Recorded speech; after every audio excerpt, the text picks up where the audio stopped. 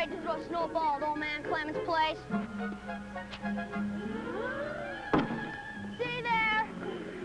There isn't anything I'm scared of. Well, I could even sneak down the cemetery at midnight and stand with my eyes closed till daybreak. And if any one of you doesn't believe me, well, you can just step up now, and I'll show you who's the toughest kid in the neighborhood.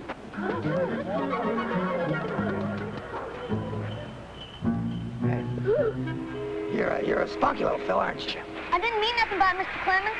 It's all right, it's all right. Now, look, you didn't do any damage. Well, what's your name, son? Burton. Burton. Burton, why don't you come along with me for a minute? Come on.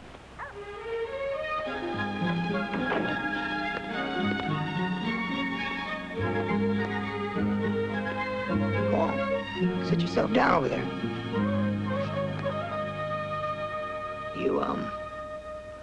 You want some licorice?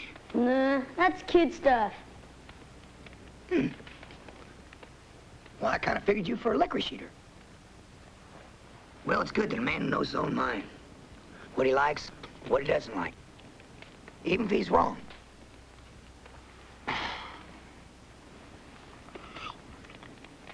Some folks call that being stubborn. I recall a couple fellas I knew like that once. Both of them as obstinate as mules on a hot summer day. Back in 1861, I believe. You know, Burton, you kind of remind me of one of them fellas. He was sort of a braggart. Ran a keelboat up and down the Mississippi hauling goods. His name was Mike Fink. Claimed he was king of the river. Was he? Was he what? King of the river. He thought so. But you see, not everybody agreed with him. Including this other fellow I was going to tell you about. A man by the name of Twain. Mark Twain. You see, Twain had known of Mike Fink from his days as Mississippi riverboat pilot. Well, one day, Twain was in St. Joseph, Missouri in pursuit of employment. And there, standing on the corner, spouting out wild stories and goodly amounts of hot air, was old Mike Fink himself. And I swear to you all, that is exactly how it happened. Really, Mr. Fink? Boy, you looking at a Salt River Buccaneer. I'm a ring-tailed bobcat. Rattlesnake bites me, he dies. The original iron-jawed, brass-mouthed, copper-bellied copesmaker from the Mississippi sandbar. And I can take on any lily-livered, green-eyed swamp rat and just chew him to bits. I chop down trees with a pocket knife, boy. Yes, indeedy. Well, I can jump into them wagons 20 at a time without even breaking a sweat. Maybe so. But can you jump over just one? Well, Mr. Twain. Here. Now, you just hold my jacket, and I'll attend to that matter for you. All right. Let's see you do it. Stand back. Give me some room here, folks. Yes, sir. Uh-huh. Yes, now. Hey, I want to show you Twain. Here we go now.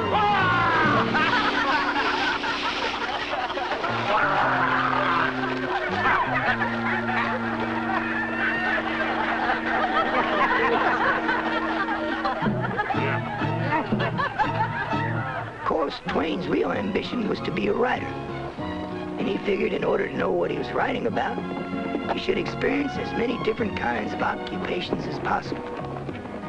Well, sir, the first job he took in St. Joe was delivering goods for Farley Osmond.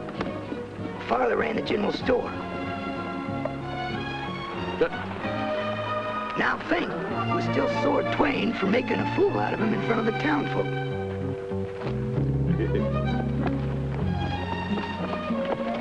Gonna make a fool out of Fink, huh? I'll tell you.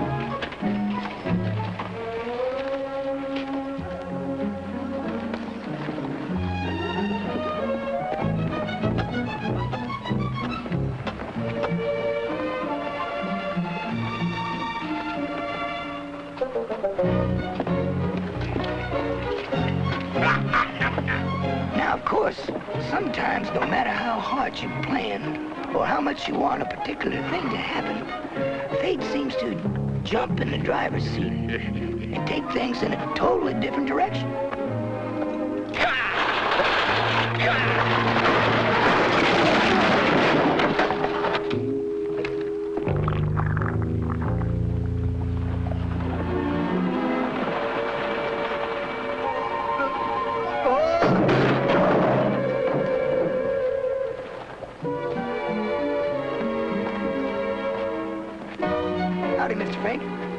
Nice day for painting, isn't it?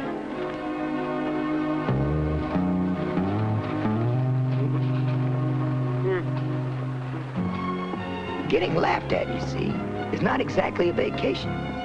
You just put Mike in a mood for revenge. Well, Twain had just bought himself a new set of duds to celebrate his first writing job as a reporter for the St. Joe Ledger. Fink did admire the cut of Twain's new suit, but he didn't care a lick for the color. He felt a more earthly tone and texture would add just the right touch to Twain's new outfit.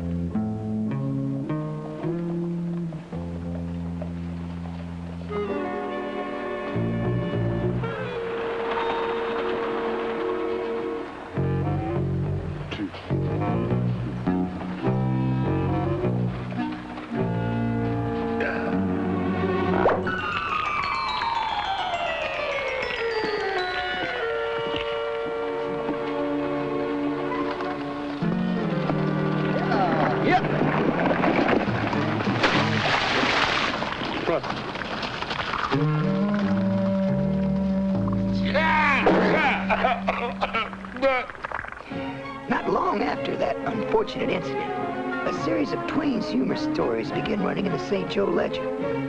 Well, the subject of these stories were various colorful characters who lived and worked near St. Joe. Well, it was only a matter of time before Twain wrote a story about his old rival, Mike Fink.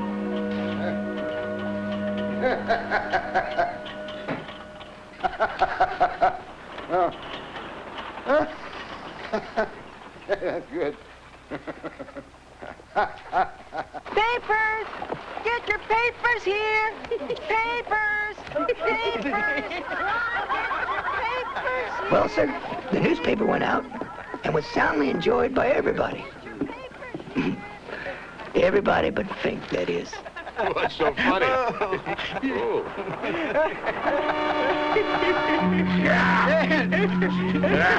Wait!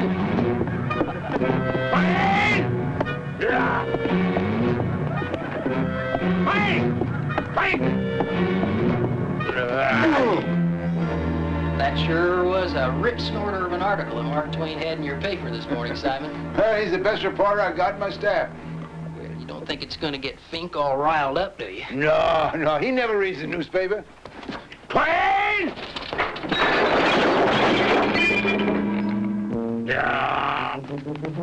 Twain! Well, I reckon Mike found someone to read him the article. Twain! Go lock the door. Twain! Jody, remind me to get out of the newspaper business.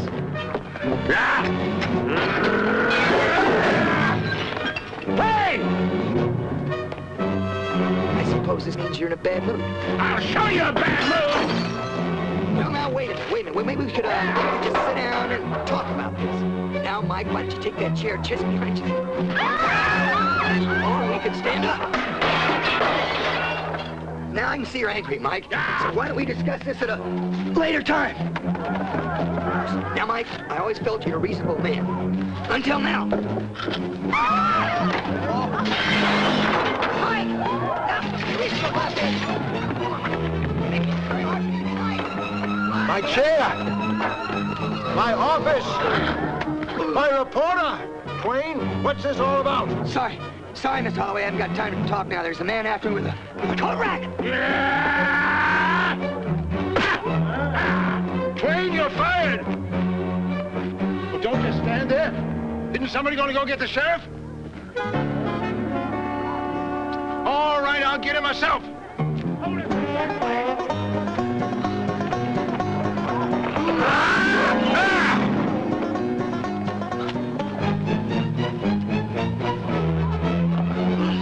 Twain, you no good polecat! Mike, I've tried to reason with you in the past, but I'm beginning to lose my patience.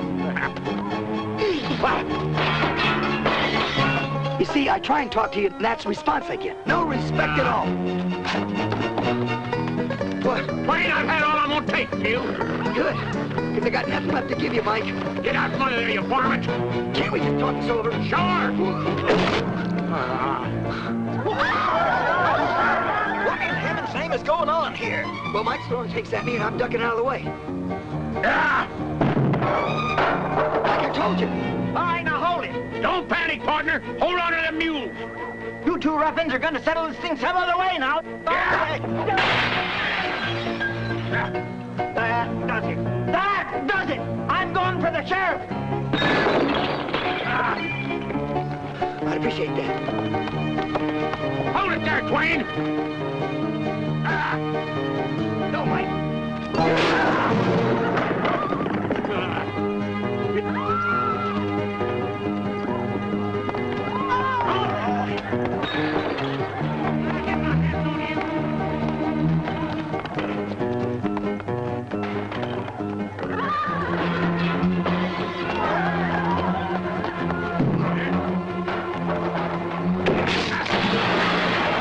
now, Twain.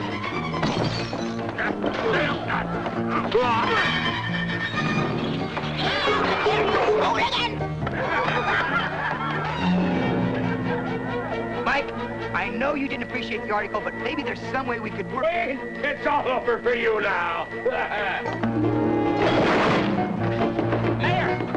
Mayor Mercer. Yes, you better hurry. They're at it again. What?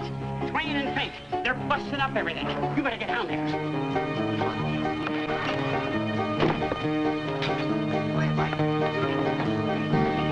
All right. Take it easy, Umbrella. Let's go. I'll teach you to slander my good name. Twain, I'm going to tell you one thing. On the Rocky Mountains, there's thunder all around me. I've got ice water in my veins. But I can whoop you with both my legs tied behind my back, nailed into a piano crate with a white buffalo. Hold it right there, boys. Ain't nobody doing nothing but going to jail.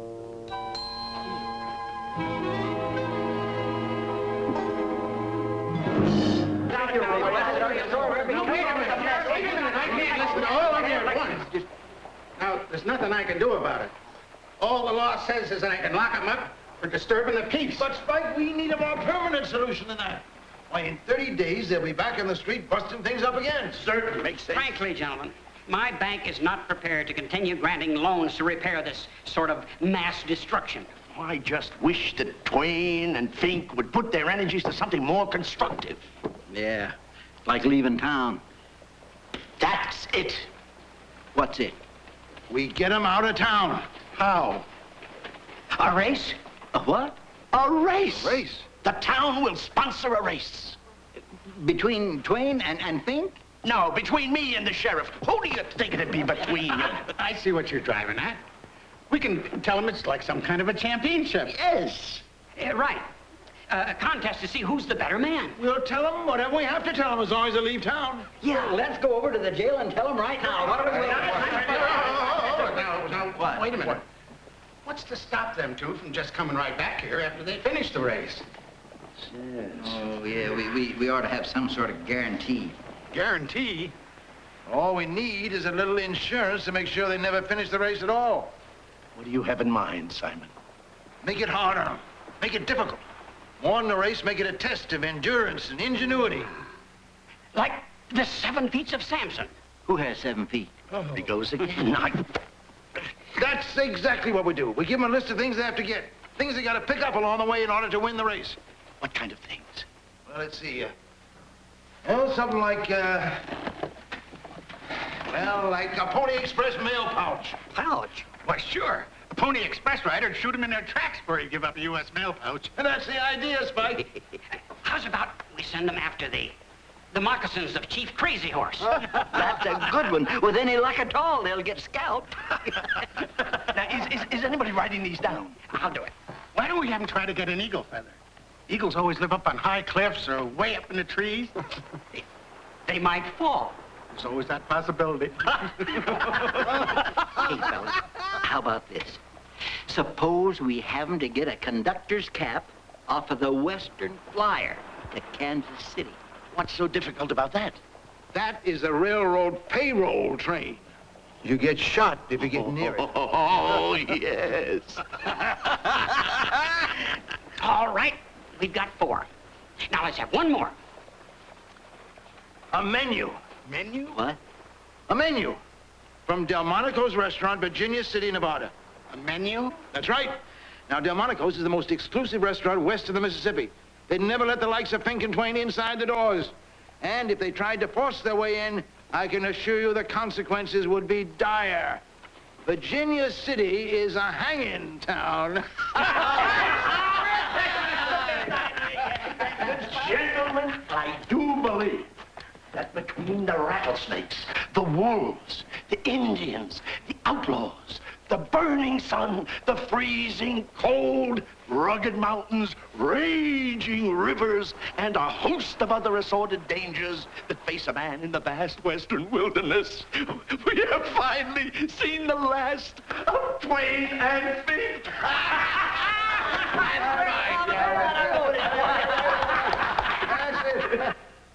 What? A race? What kind of race? Well, the kind you... race.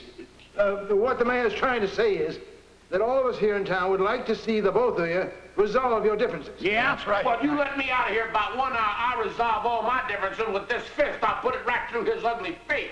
Sit down. Well, actually, we thought a race might be the best way to settle this rivalry. A race that would determine which one of you is the better man. Where are we going to race to? Cross country, clear to the Pacific Ocean. Mm-hmm. And the winner would be declared King of the West. Yeah. Unless, of course, neither of you fellers is up to it. Up to it. Why, there ain't a man alive I can't outwalk, outrun, outwit, and outspit, including this here lily-livered Wally Stomper right there. Ha! Ha! Yeah. Every one of us feels just like you do about that ruffian. And we figure this is just the opportunity, once and for all, to put him in his place. We think you're the man who can do it. What do you say?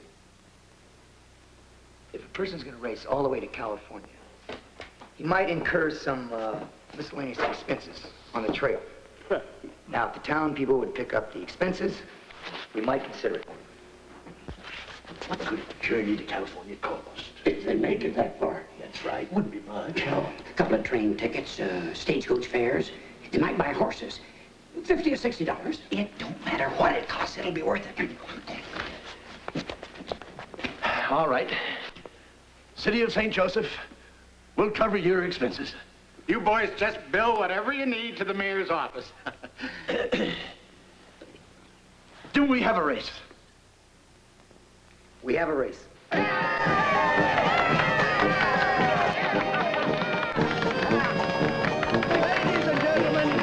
Ladies and gentlemen, this here race will be between Mark Twain and Mike Fink. They will go from here clear across this great country of ours all the way to the other side of California where the Trinity River empties into the Pacific Ocean. Now, the first man to cross that finish line, having accomplished certain deeds of daring and having acquired certain items as set forth by the town council, will be declared the winner and King of the West. Just so everybody will know which one of you fellas was the winner, you'll be able to carry around this here medal. Now, do each of you have your list of items you're supposed to acquire? Huh? Yeah, right there. Right there. You got yours. Good. Now, Sheriff, if you please. Be careful, Calvin, it's loaded. Yes. All right. Without further delay, let's get this race underway.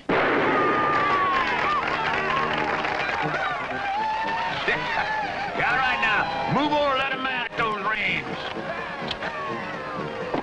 Give the bill to the mayor. The bill for what? For the stagecoach. Hey! I see you in California, Twain. Ah, let's go, boys. Yeah,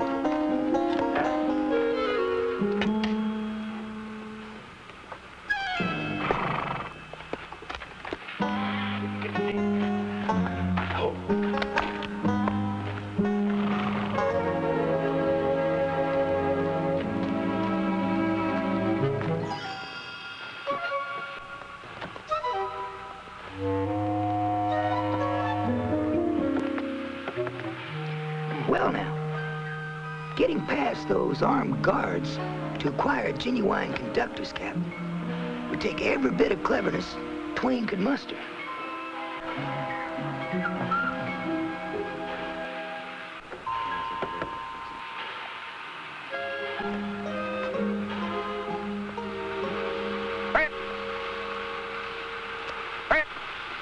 Where's all the passengers on this here train? Where's the conductor? Sorry I'm late, fellas. Well, I'll just grab this one here.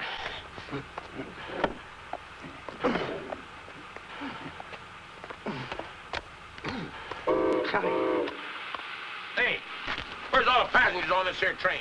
Western Flyer never takes passengers on Wednesday. It's the payroll train. Oh, where's the conductor at? The only trainmen aboard would be Harvey and Merlin. They're up in their baggage car. Oh, yeah. Harvey and Merlin. Harvey! Merlin! You in here? Yes, sir. Who's asking? Me!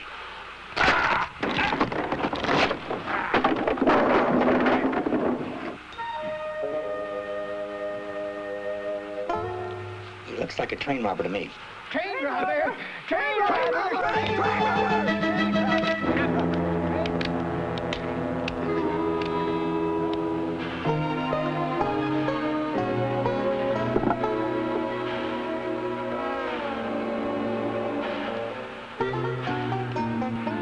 Hey, Fink! Train! You ain't leaving without me!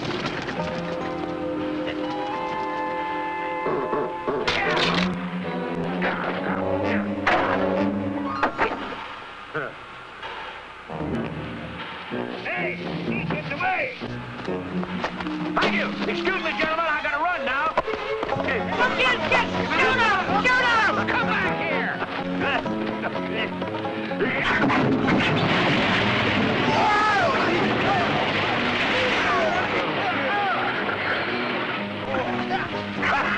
Hey! Have a nice time!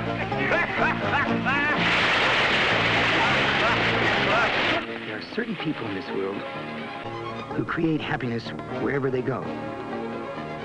And there are others, like Mike Fink, who create happiness whenever they go.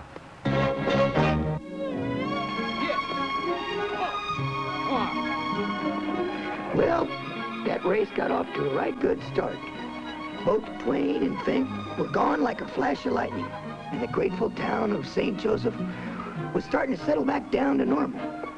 That is, until the telegraph started in a clicking. Telegram! Telegram! Oh! I got to find the mayor. Make way for him. Listen, I got a wire. Oh! Now take it easy. Help me, boys, help me. Oh, Come on. Ooh. I gotta find the mayor. What's all the excitement? What is it? Now just calm down. Telegram. I can see that. Who's it for? Everybody. It's addressed to the whole darn town. Well, then read Come the on. thing, will you? What's in it? At 2:30 p.m. today, Mark Twain acquired a Union Pacific conductor's cap from the Western Flyer en route to Kansas City. Stop. Well, they're gone for good. Now, that's the good part.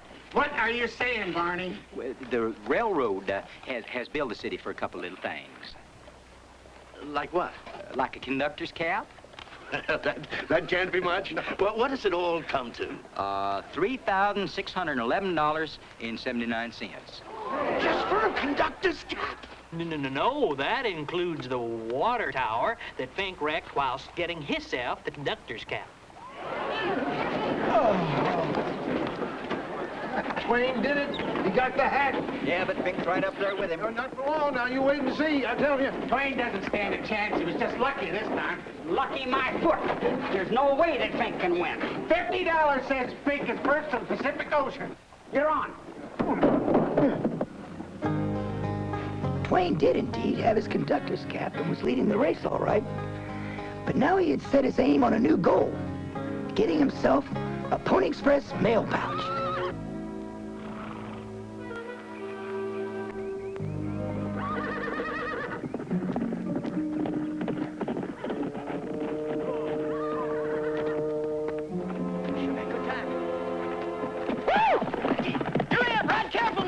Captain, you never know what you're gonna run into out there now, you hear? Now, getting your hands on a Pony Express mail pouch is not so easy as it might sound. Twain, well, he was a fellow who was always ready for a challenge.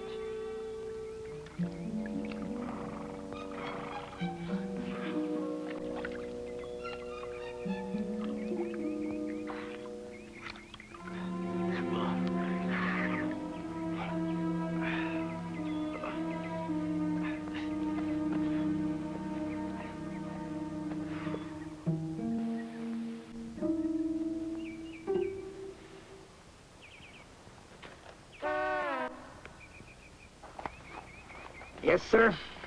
That's up there good and solid. That'll hold it just fine. Just fine. Have a nice day. Freeze!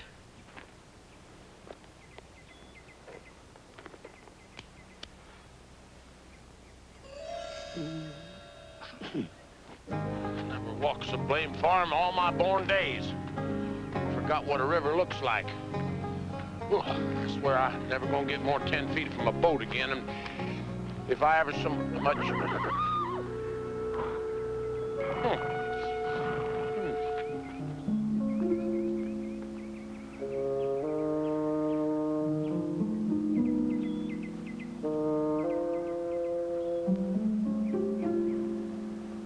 you just sit there quiet. Just who do you think you're dealing with here? Some sort of punk kid?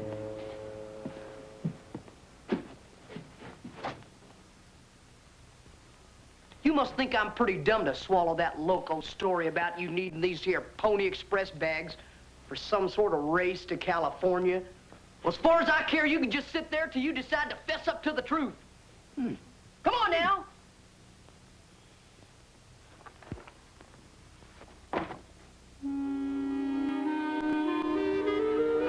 You know, I just can't figure out fellers like yourself. I mean, life out here in the West is hard enough without low-life varmints like you coming in here and gumming things up. Just imagine someone wanting to steal the U.S. mail. You know, that's the foulest crime I can think of. I just can't decide what to do with you. Whether to turn you over to the law, or tie up that old stump out back and let the buzzards just come around and pick at your butt. Well, now, no need to get so riled. I ain't made my mind up yet. Tarnation. What are you doing? That's a well-built chair there. I believe that'd be handmade, huh? Well, now, here, I see you captured that no-good outlaw. That's good work. Who are you? Me? Well, I'm the law. You see, he escaped from me coming down the road. I was taking him right on in. Well, you ain't even got a badge. Now, what are you, sheriff, marshal, or what? That's what I am, a sheriff marshal, yeah. Right out of St. Joe, Missouri. I ain't never heard of no sheriff marshal before. Well, it's something new they're trying out, you see, and I'm the very first one. Yeah? Well, where's your badge? And your gun? Oh, sheriff marshals don't use them kind of things at all. No, this is an advancement in law enforcement, you see. Now, and if you ain't got a badge, how the devil does somebody know that somebody else is a sheriff marshal, huh? Well, now, that's a good point you got there. I told them that right in the very beginning. I wished you would write a letter to the government backing me up on this, because I told them from the start that a sheriff marshal ought to have a very special badge, you see. You know, this is the queerest darn thing I ever heard of. What did you catch that there varmint doing? Trying to steal a Pony Express saddlebag. No. Yeah. Said he needed it for some sort of race to California. Well, now, ain't that a whopping lie? I mean, that's shameful. That is shameful indeed. Then he said he wanted to buy the saddlebags and that I could send the bill to the city of St. Joseph. You know, some people just have the gall. Say, what'd this feller do that you want him for? It's so terrible I just can't say it out loud. And now we got to add the charge of his trying to steal United States government property. Of course, I'm gonna need them saddlebags, you know, for evidence. Oh, sure, I understand. Now, ain't he the worst-looking prairie snake you ever did see? I'm gonna tell you, you are a brave man to have captured a varmint like that. You know what I'm gonna do? I'm gonna get you a special citation from the governor. Gee, thanks. Uh-huh, yeah. Hold on there now. Ain't you forgetting something? What? The criminal. The varmint. Him. Oh, him. No, I got to send my men over to get him. Take us about a week. See, I can't take him along now. Well, why not? Well, it's a new law. What? Prisoner's rights. See, he ain't got no horse, and I couldn't make him walk all the way back to Missouri. Oh, well, I got a horse I can give you. We got plenty of them. Oh, I couldn't take a horse off of you. Well, I mean, we both work for the government, you and me. Yeah, well, I don't think that'd work. You know, him having a horse and me not. Well, he'd just gallop right on off, and there I'd be. Oh, well, I can fix you both up with horses, saddles, and everything. Well, I don't know when I'd rightly be able to bring him back to you. Now. Hey, I trust you. I mean, you being a sheriff marshal and all.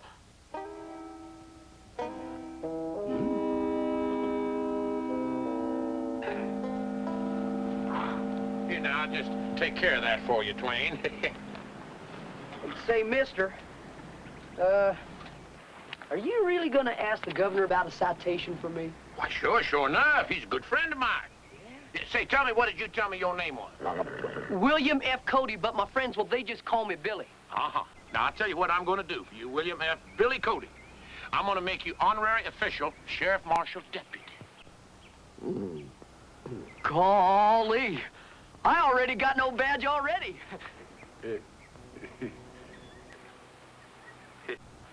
Oh, you're gonna make a fine sheriff marshal. Yes. After you, Mr. Twain. Take care now.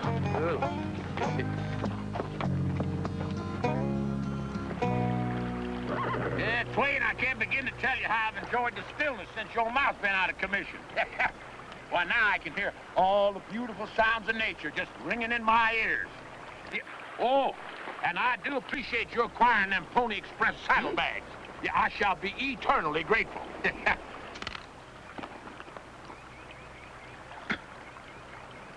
Yeah, of course, fate has a way of sending friends off in different directions from time to time. But if that be so, then, yeah, well, so be it, huh? Hey, here we go now. There now. Here now. You remember, horses, an apple a day keeps the doctor away. There, yeah. There, that's good. All right, now, go on. That's all. Get it going there, boy. There, yeah. So long, Twain. Now, you have yourself a nice trip, huh?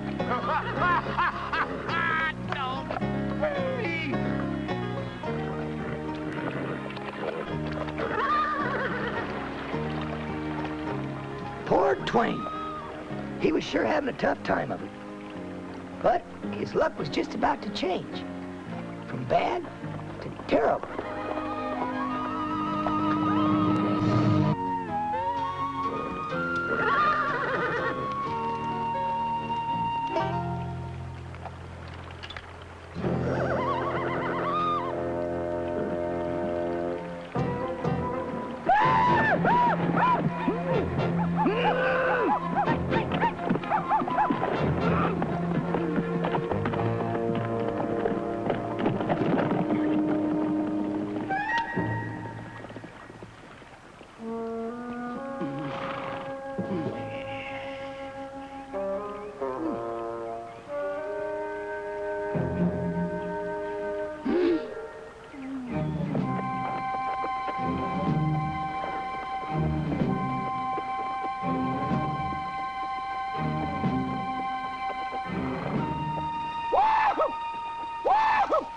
Leave off your fooling with that there fella.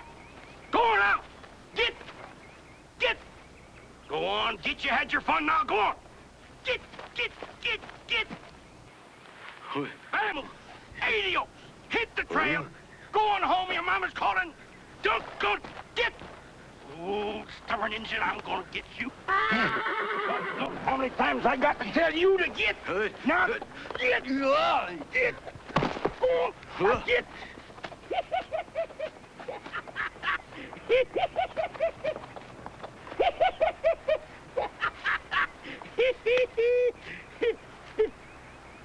Hey, mister, you sure do set your saddle funny. Them ropes around your arms to keep them from flying around as you ride, huh? And that there rag is across your face to keep the bugs from sticking to your teeth, huh? I can't quite make you out. Tell you what, why don't you climb down off of that horse and then we can palaver.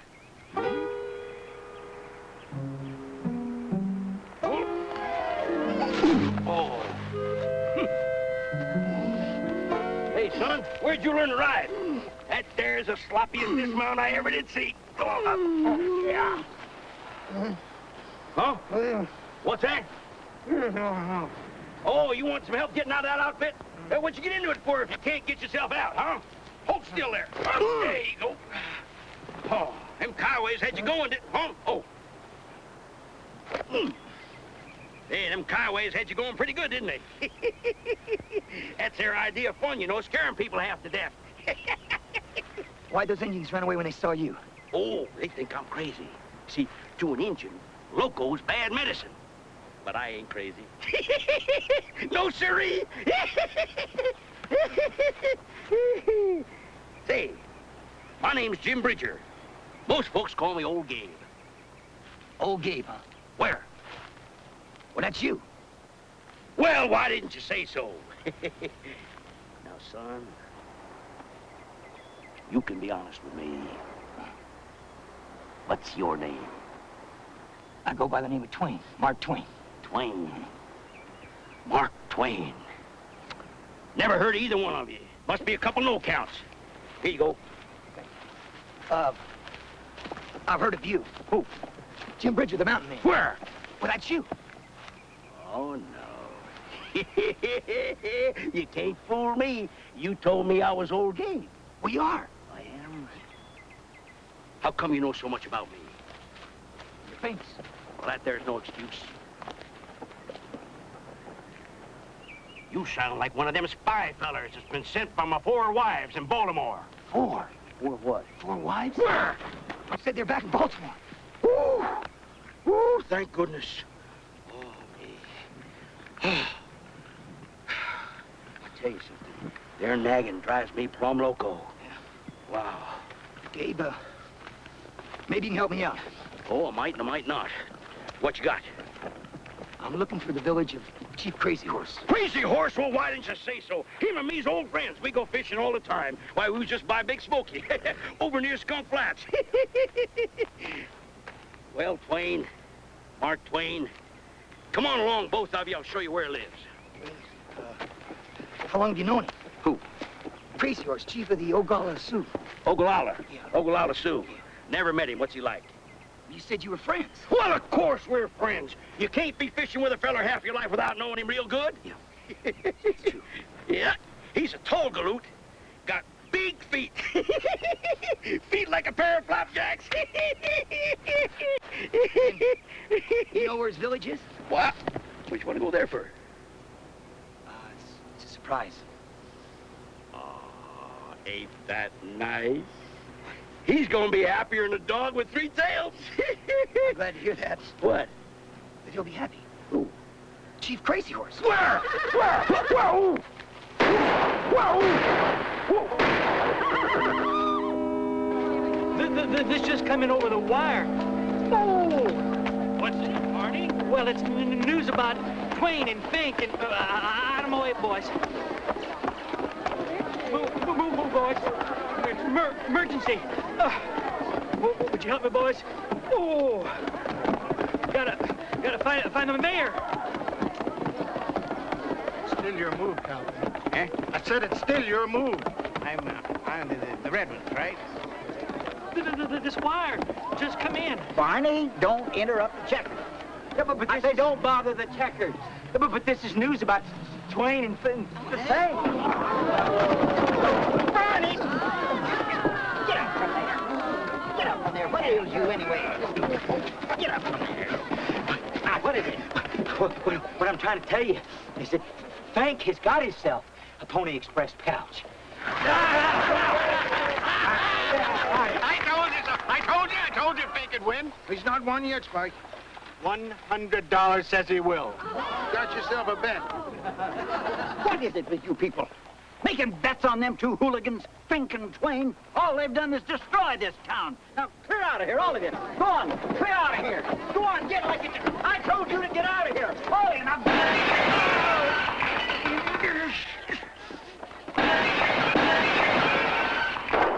Now look what they made me do. I'm beginning to think it would have been less expensive if Twain and Fink had stayed in town. That's right, Mr. Mayor. The Pony Express Company has just built a town for 2 horses, 2 saddles, a pouch, and 7 foot of high-grade rope.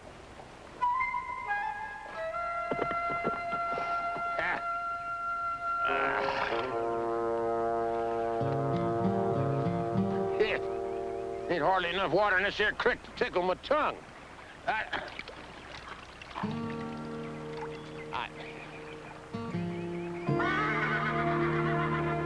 Hey, horse, there's Indians over there. Look like Oglala Sioux, according to markings. I'll bet you they take us right to where we want to go. Crazy horse.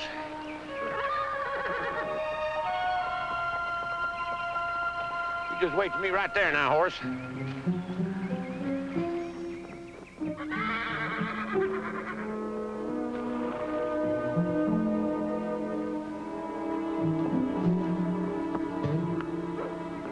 Fink recognized the markings on the biggest teepee as those of the great Chief Crazy Horse. Now, Fink may not have been the brightest fellow in the world, but he knew to sashay in an Indian village in broad daylight, asking for the moccasins of the chief could only bring him one step closer to them pearly gates. So he just sort of settled back against the rock and figured to wait until dark.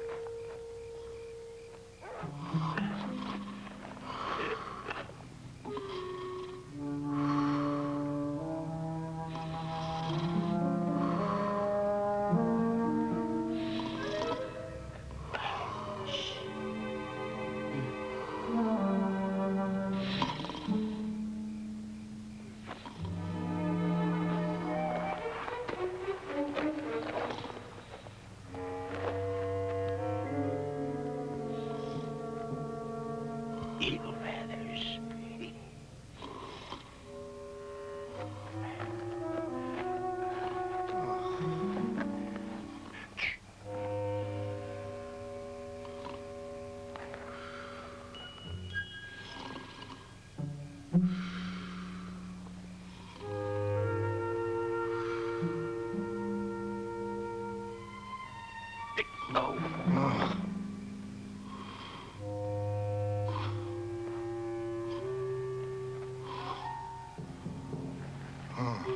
Well, hi there, Chiefy. I was just checking on you, make sure that you were sleeping comfortable. Well, now that I see that you are, I guess I'll just mosey right on along.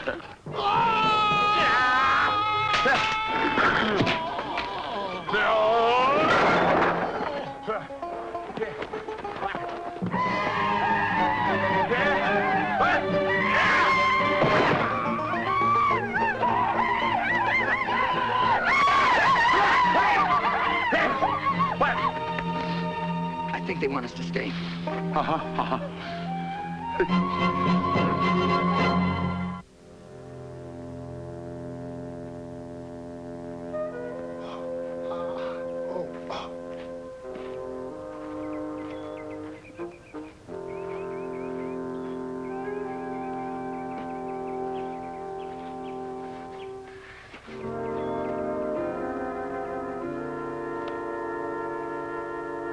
hope you're happy. Coming in here, making all that racket, getting us caught like this. At least I got my eagle feather. What's that, one of your major ambitions in life? That's right. And one of my other major ambitions at this point in my life is Crazy Horse's moccasins. Now, where are they, Twain?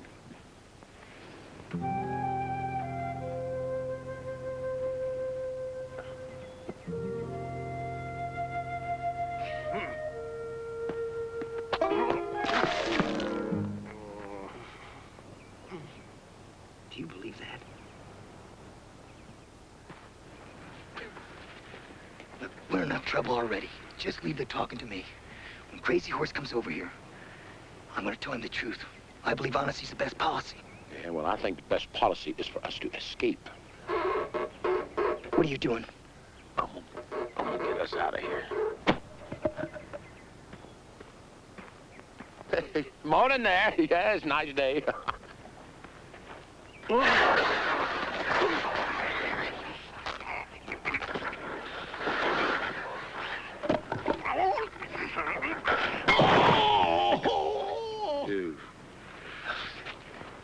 I'll get us out of here. Just leave it to me. I don't know what you're thinking, but it's crazy. Did you call me? No, Chief, wasn't us. So, leave this to me. Thank you, Twain, but I have seen you in action. Now, what I'm gonna do is lift this pole out of them notches, and then all we got to do is run over to them horses, you see. Oh, come on, Fink. You expect us to run through this camp, get on those horses, and just ride out of here with both of us tied to this pole? It'll make a great story for your grandkids. Well, I'm not going. Oh, yes, you are. I'm not going.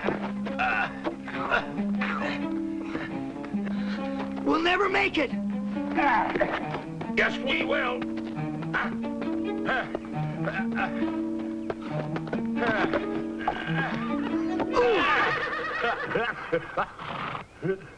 Oh, no.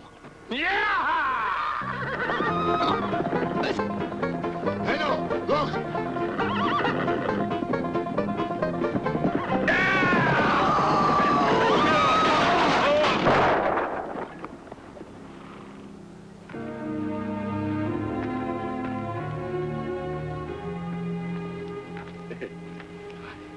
Why have you men come to our camp? Look, Chief, I'm glad you asked me that.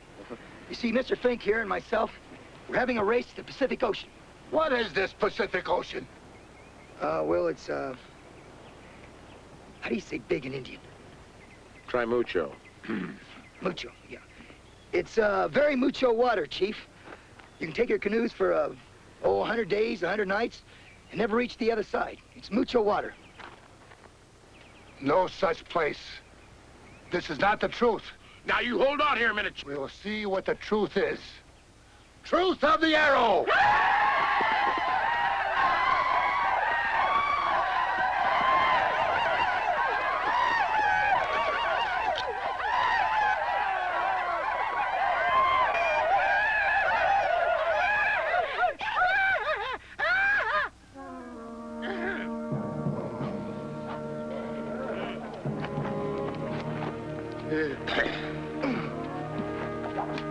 Now we learn truth of the arrow.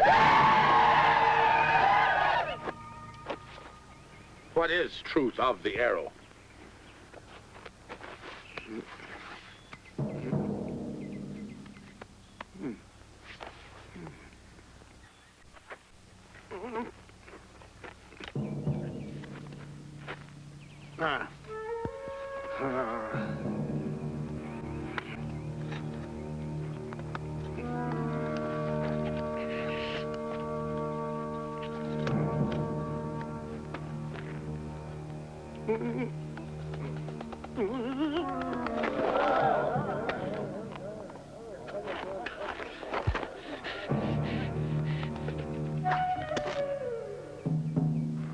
I think the idea here is for them to scare the truth out of us. That'll be the day. There!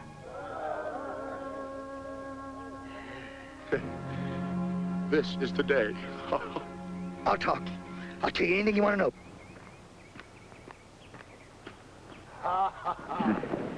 Good. You tell truth now. Why do you come to our camp? Why do you steal moccasins? Hmm? Well, you like surprises? Sometime. Well, you see, Who is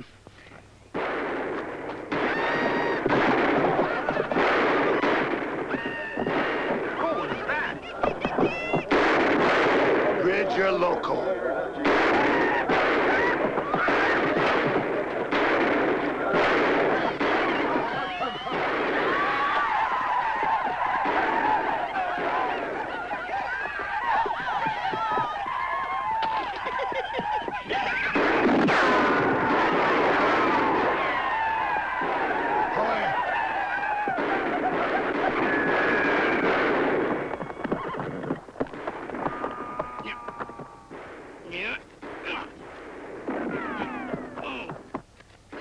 Find yourself some horses.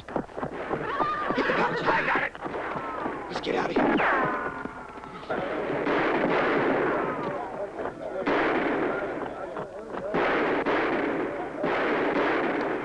Keep a watch out, Chief! Old Bridger's gonna get you! Come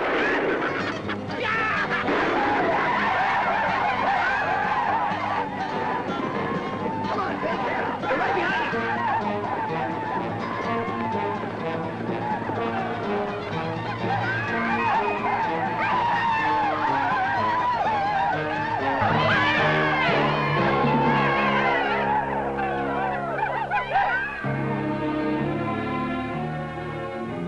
Men gone. Bridger gone. Moccasins gone.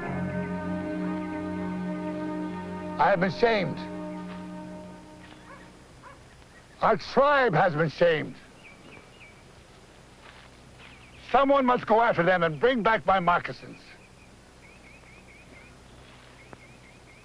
Which brave do I choose? Never volunteer. Right. Why, thank you, Eagle Feather, for volunteering. You face much danger, but you must never give up. You must not return without the moccasins. Sacrifice your life if necessary. The honor of our tribe is at stake.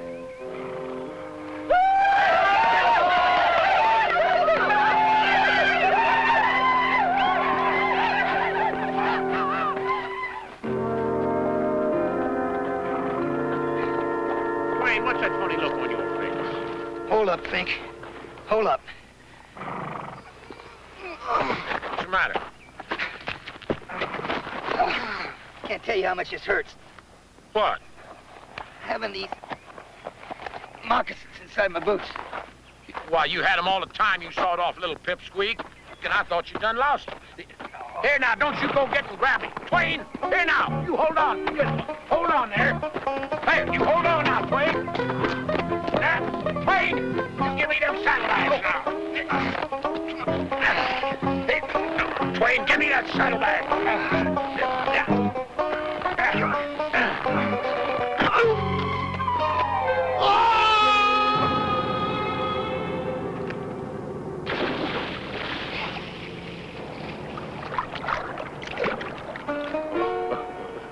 No.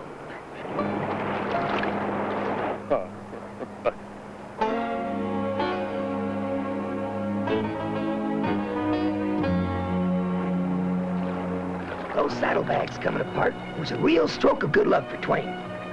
Besides the conductor's hat, he had both moccasins. Of course, Fink, he had a conductor's cap, along with 2 eagle feathers.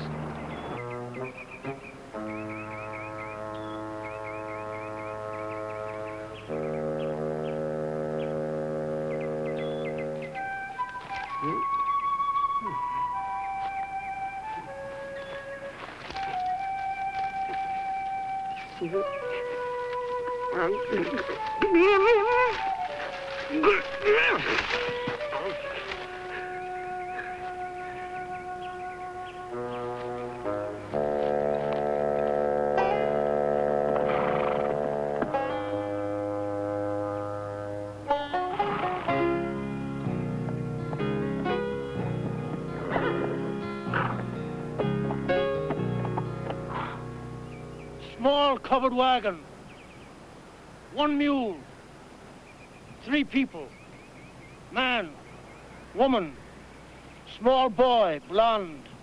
You mean to tell me that you can tell all about that just having your ear to the ground there? No, they just run over me. Hey, come on, horse, let's go.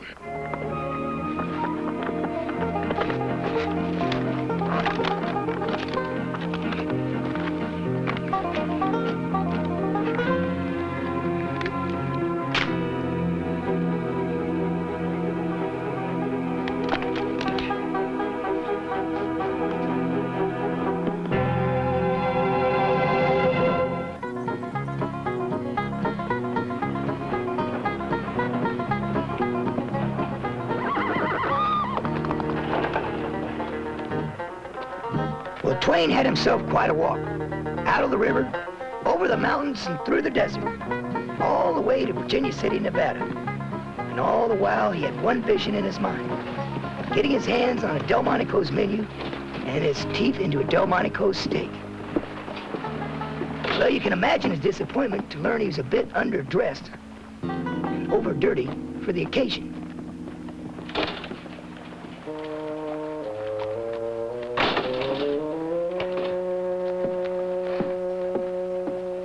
How you doing, sir? Just fine. How are you?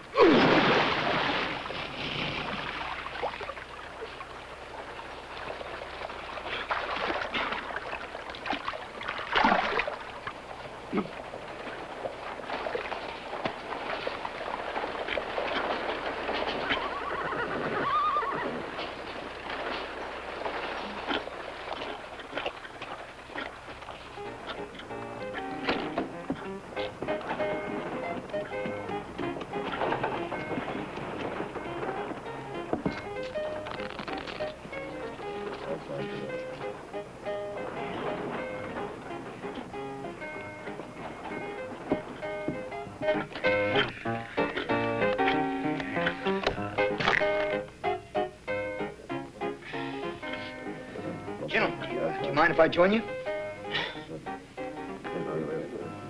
Yeah, pull up a chair.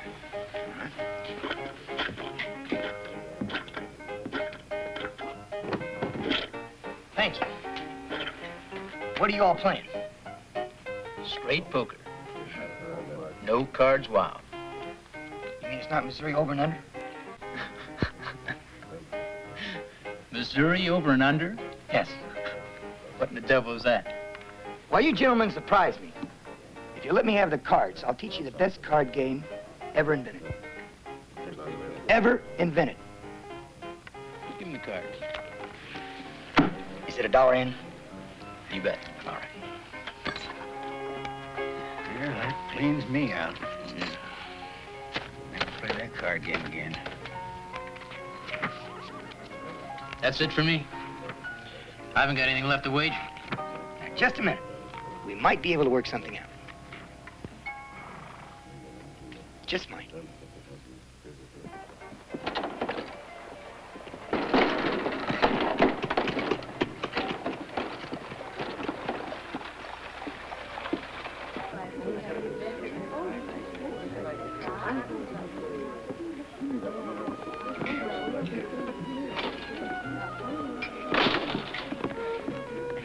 Party of one.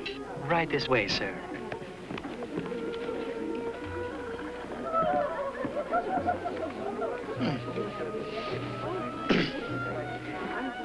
Thank you.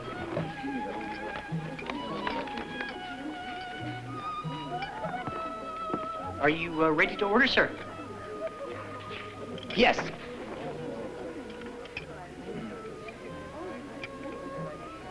I'll have the Delmonico steak, medium rare. Excellent choice, sir.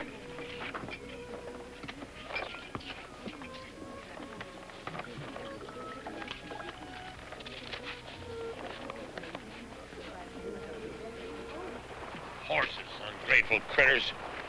Yeah, turn loose to get a drink of water, he gallops off on me. Oh, I tell you, these old feet ain't made for walking, except from a dock to a deck.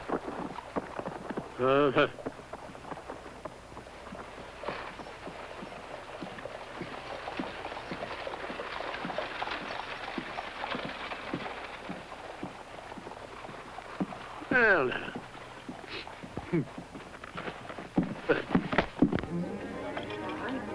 Oh, I'm terribly sorry, sir, but I'm afraid I can't let you in. What do you mean I can't come in? I'm sorry, sir, but Delmonico's does not allow patrons inside unless they're properly attired. Probably tired. Well, you're sure enough right about that. I mean, I'm definitely tired. I just come all the way across the whole desert there. You must be dressed correctly. We do not allow people in dirty, smelly work clothes. Oh, yeah, well, I sure don't blame you about that. You got to keep the riffraff out, you see. I'll just take a seat for myself. That table over the corner do just fine. Cecil? Cecil? Right this way. I got a cousin named Cecil down at St. Joe. Looks very much like you. Of course, he's got blue eyes, blonde hair. He's a little shorter. Not quite as tall.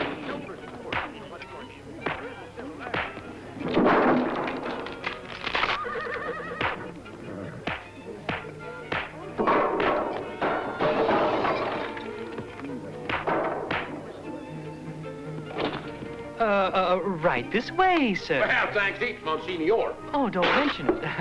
Gracias. And mucho buenas. Thank you. Well, now, fine-looking establishment we got here. Sir. Nice-looking group. Yes, indeed. Sir. Hey, well, I'll just sit right here with my old friend, Mr. Twain. Yeah. Your menu, sir. Oh, thank you. Mr. Fink has a dirty spoon. I wish you'd bring him another one. Yes, it is. I shall return immediately with a new one. I'll get me one of them things yet, you dirty dog, you. Mike, I wish I could tell you how happy I am to see you again. But that'd be a lie.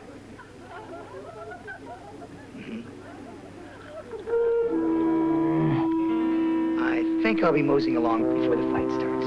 Fight? Yes. Hey, what fight? Thank you. Thank you, man. Oh. That fight.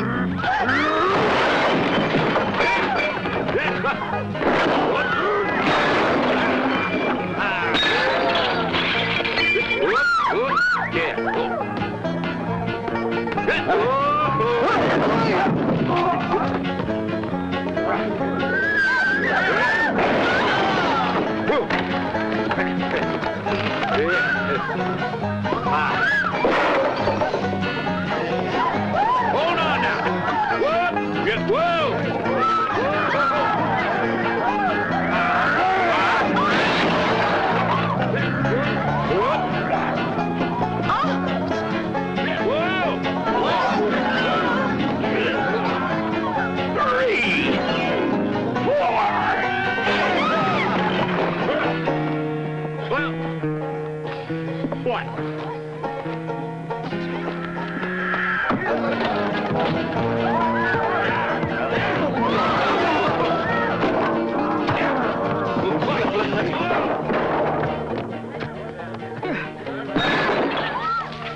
They told me this is supposed to be a high-class restaurant.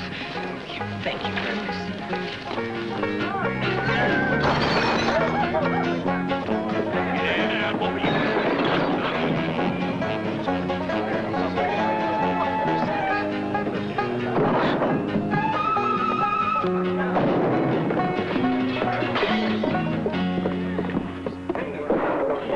Hang me? What for? For busting up Delmonico's. That's what for. That's the dumbest thing I ever heard. How about Cecil? He did some busting, too. You gonna hang him? On these parts, busting up a restaurant's worse than stealing a horse. And you hang him for it? That's right. We've got lots of horses around here, but only a couple of good places to eat. Well, what about my trial? You got it wrong. When you wreck a restaurant, we don't give you no trial. We just string you up first chance we get. First chance? That's right. In your case, that's sunrise tomorrow morning. Twain, you got to get me out of this here dungeon. I don't think the sheriff would appreciate that, Mike. We shoot people for busting out of jail. But they gonna hang me up by the neck. I can't think of anybody that deserves it more, Mike. The way you treat people, lying, cheating, stealing, you're the meanest man that ever walked this earth. You haven't got a shred of conscience, Mike. You deserve to be hanged.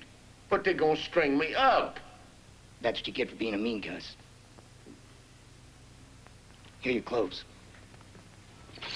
Hey, listen. I'm glad to get them back. You better tell Cecil that these things here need to be washed.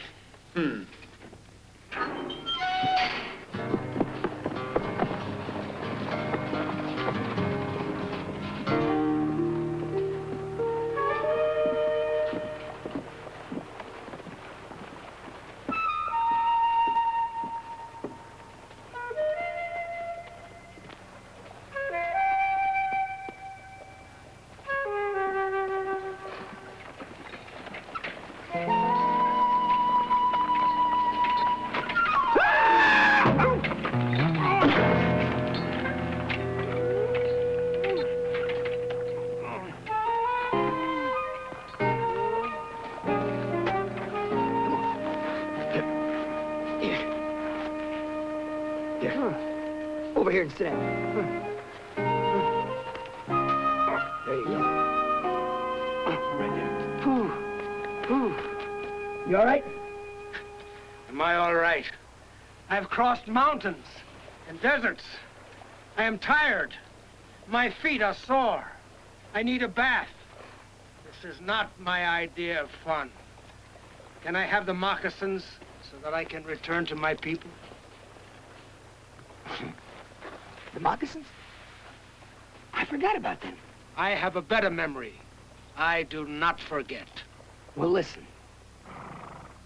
You stick with me, and I promise you, I'll give you back your moccasins as soon as we get to the Pacific Ocean. I give you my word.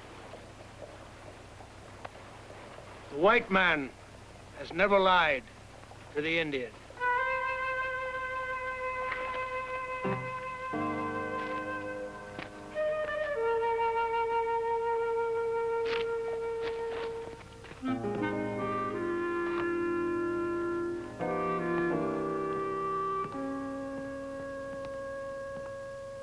Fink? Go. When a prisoner's gonna be executed, the city provides a first-class last meal. You can have anything you want. Yeah, well, under the circumstances, Sheriff, I ain't too hungry. Well, take a look at the menu anyway, just in case you get your appetite back before breakfast. Hey, I thought I done busted this place all up. You did, but the kitchen's still open. Besides, they're looking forward to feeding you your last meal.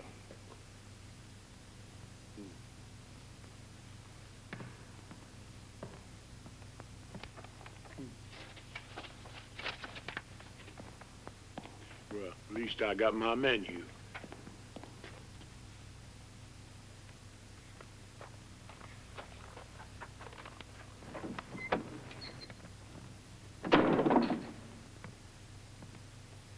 Evening, Sheriff. What can I do for you? Well, I thought I'd come by and pick up the personal belongings of the prisoner. Take back to his dear mother. A varmint like him don't deserve that kind of consideration. That's true. True, but, well, I was thinking of his mama. Well, he don't have much. Just this saddlebag here. Got a funny hat inside. Anything else? These here feathers. Don't suppose you want them. Well, yes. Yes, I would. You see, you never know what might have sentimental value. Thank you, Sheriff.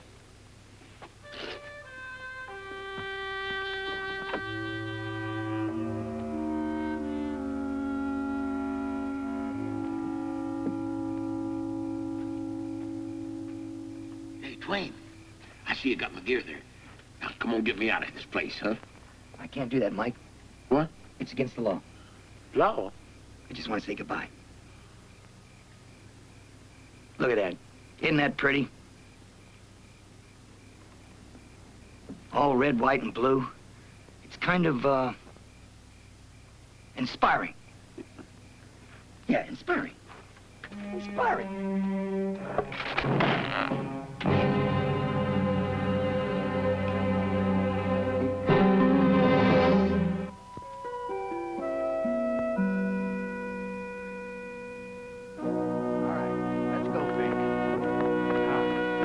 Let's go.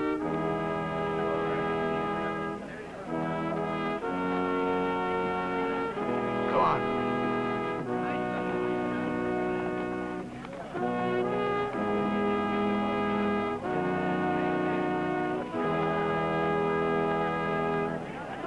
Don't push. Go on, Fink.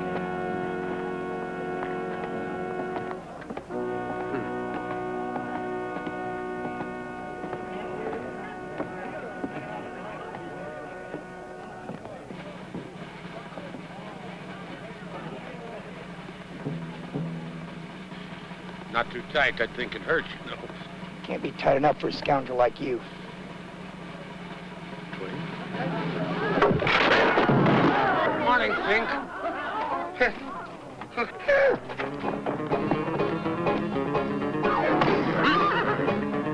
Let's go. Hey! Hula!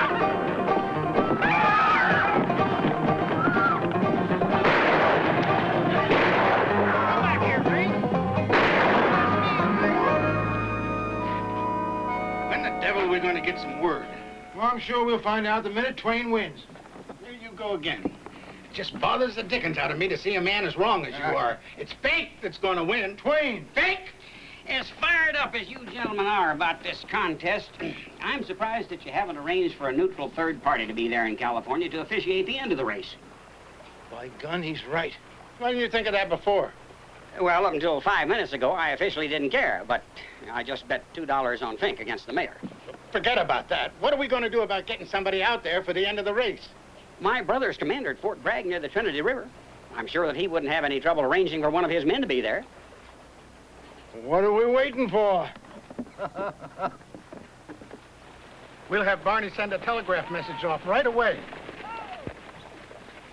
I just got a bill for 52 menus and the repair of the entire Delmonico restaurant. Do you believe that? Do you have any idea what this race is costing this town? Not now, Calvin, not now. Come on, gentlemen. I'm glad this race is nearly over. Goes on much longer, nothing will be worthwhile anymore.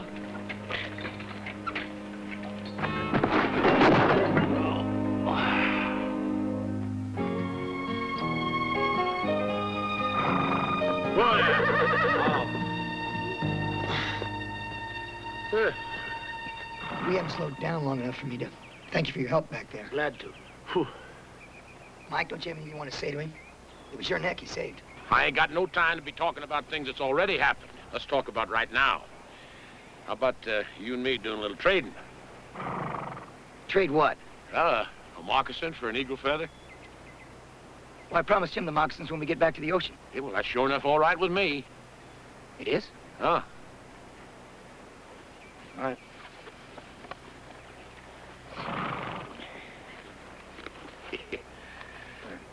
There you go. Tell me, why'd you make a trade like that, Twain? Well, I figured it'd settle things up between us. You know, we've been through some tough scrapes. And I thought, well, we might start out fresh. The last leg of this race. Well, now that's mighty nice of you, Twain. Also mighty stupid. I thought you might have learned something about yourself in the Virginia City jail. Well, I guess I was wrong. Yeah, well, you know trouble with you, Twain. You think yourself as being a good-hearted man. Truth of the matter is, you're just a sucker. Well, now, you two have a nice ride. You hear me? Yeah, let's go there, baby.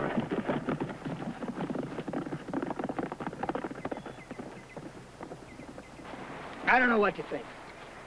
Give a man a chance to change and he won't even take it. How do you figure that? You know, Twain, old Indian legend. 3 Comanche meet 2 Navajo. No. 3 Navajo, 2 Comanches meet high on mountain. No. On plains. Plain Indians. Great Spirit say... No, not Spirit. Why don't you tell me all about it as we ride? Chief say... No, not Chief. Squaw say... They bury the peace pipe and smoke hatchet.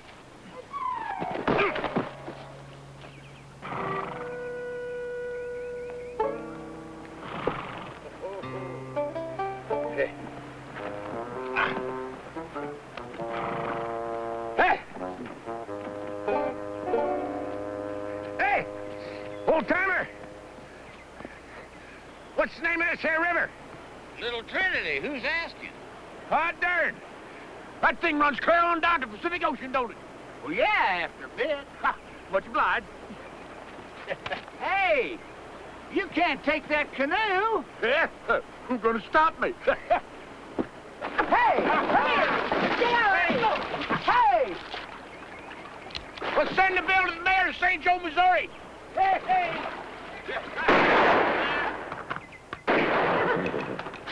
Wherever there's trouble, Fink can't be far away. Let's go.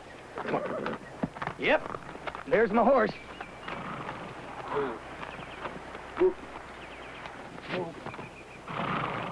Twain.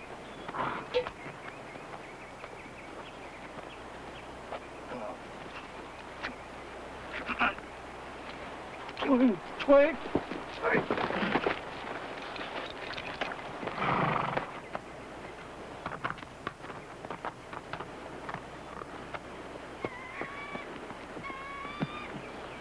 idiot. What happened? Oh, that farmer just come down here and stole one of my canoes. I know the gentleman. He stole my horse ways back. Strangest darn thing how he was so uppity about getting to the ocean. Ocean? Yeah.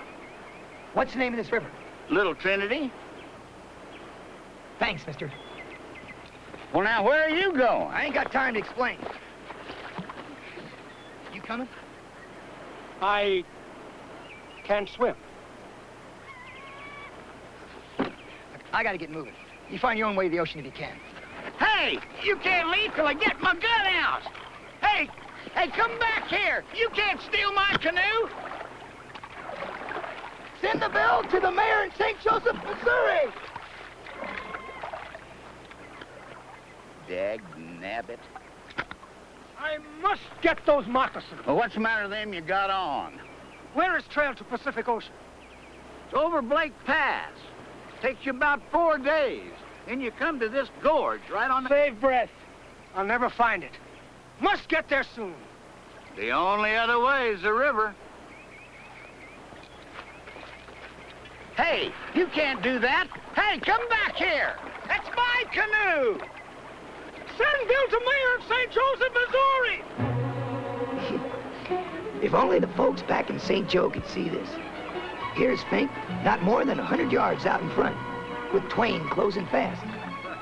Now, Fink didn't come all this way to lose, that's for sure.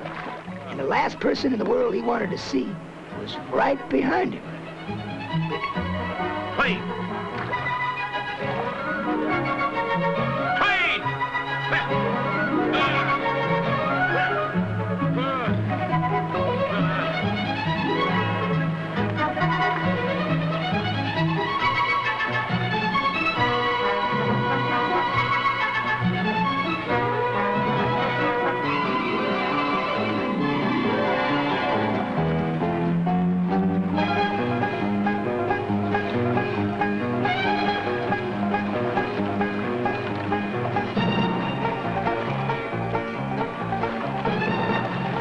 Nice day for a race. You had your chance. Too bad you're gonna lose.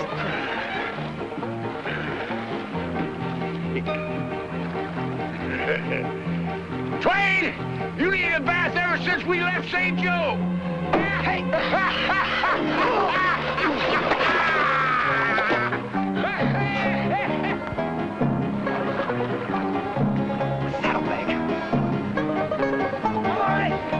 Get the Pony Express back! The moccasin's inside it!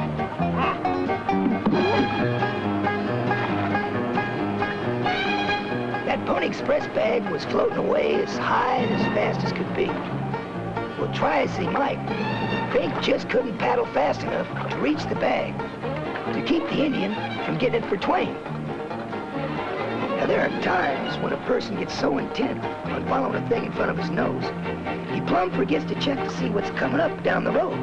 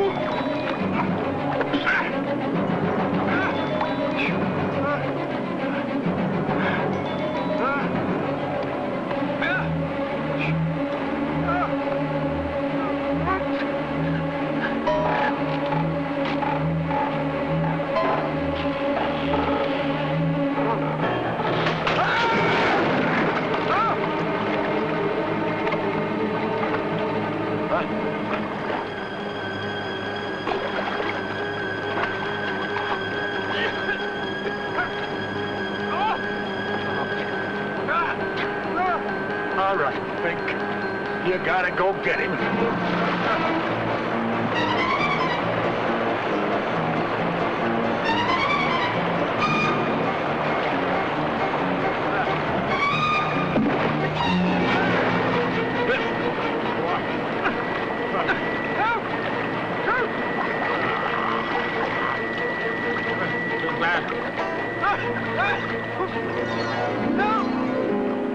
You all right? You just hold still. I'll get you out of here. Mike, I'm coming over. You stay out of here, Twain. Rock's all through here. Tear your canoe apart. Hold tight.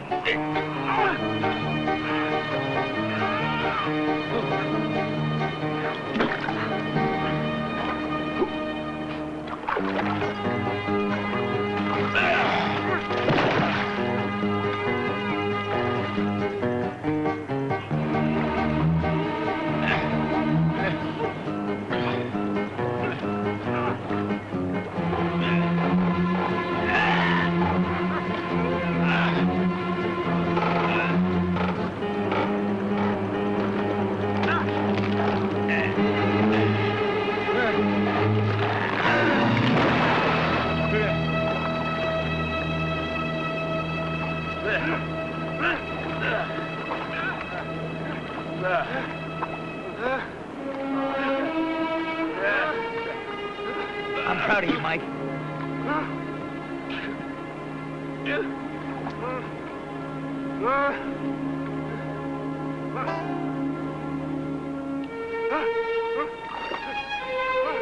Thanks to the Great Spirit.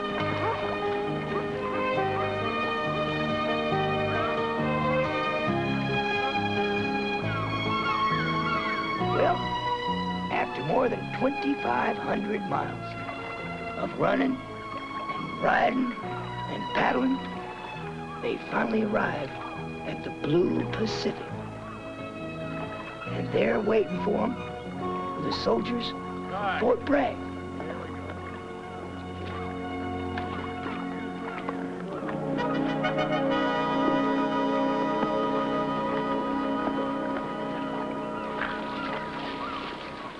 Gentlemen, I'm Sergeant Dennison. I'm here to officiate the completion of your race. You are Mark Twain and Mike Fink, aren't you? You betcha. Well, you don't know any other darn fools doing a crazy stunt like this here, do you? Well, it appears you both arrived at the very same time. So the only way to determine a winner is check the items you were to have acquired on the way. Well, I see you both have Pony Express mail pouches. Fine. Now, Western Flyer conductor's hat. There you are. Here's mine. And a menu from Delmonico's restaurant, Virginia City, Nevada. A little soggy. Yeah, mine is too, but there it is. Now, what about Crazy Horse's moccasins? Don't worry, you'll get them back. All right, now just one last item. An eagle feather. You bet. Yeah. I must have left it in the canoe. I'll be right back. No problem at all.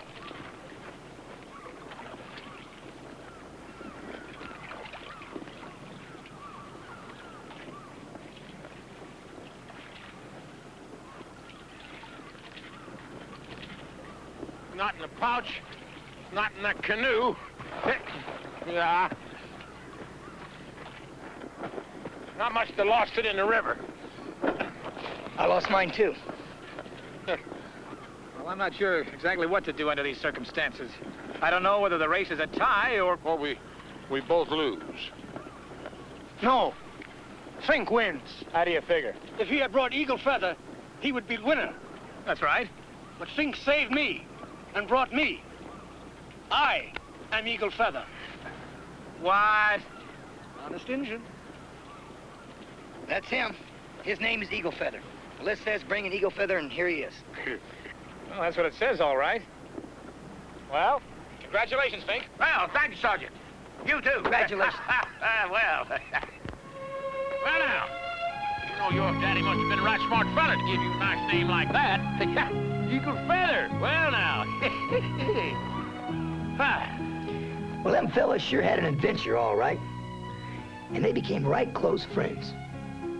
You see, Eagle Feather, he returned the moccasins to Chief Crazy Horse, and he won the admiration and respect of the whole tribe. Mike Fink, he returned to St. Joe. He got a hero's welcome for winning the race. But he was a changed man. He no longer was a mean braggart and was actually heard to say thank you from time to time. Now, Twain, well, he got back in the newspaper business. Sometime later, he made his mark as a story writer, telling tales about his adventures of growing up in Missouri and about his many travels. Boy, that sure was some race. Yep. Yep, it was. I really liked it. But why didn't Mark Twain show his eagle feather? Well, Twain knew that Fink could have won it. But instead, Fink sacrificed his victory to help another fellow in need. Now, that's something he'd never done before. But the Indian and Twain, well, they knew Fink was the real winner, because he learned consideration for other folks, instead of thinking about himself first. Yeah, I can see that now. Good. I got something here I want to show you.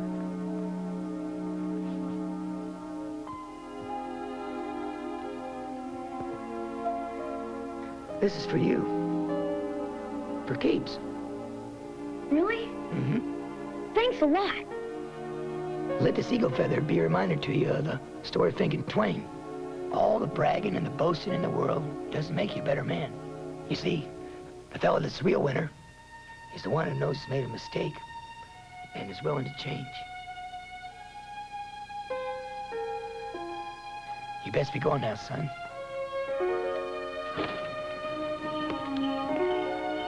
You're him, aren't you?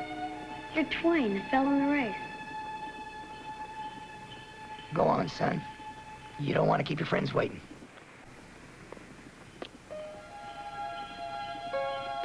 Merry Christmas, sir.